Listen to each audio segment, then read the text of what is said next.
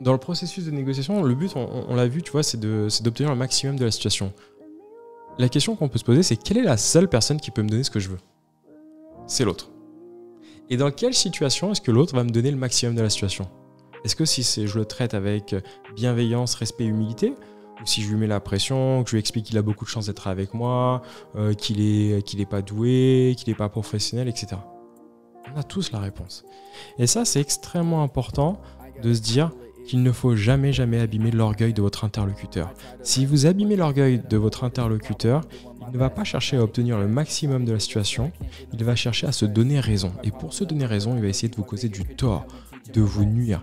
Et ça nous amène à ce principe numéro 2 qui est extrêmement important.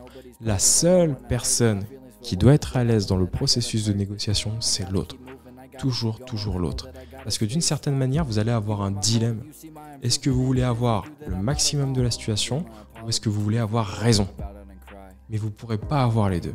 Si vous faites en sorte que l'autre se sente à l'aise, il vous offrira davantage de choses dans le processus de négociation. Aidez-le à vous aider. Ne bousculez, n'abîmez jamais son orgueil.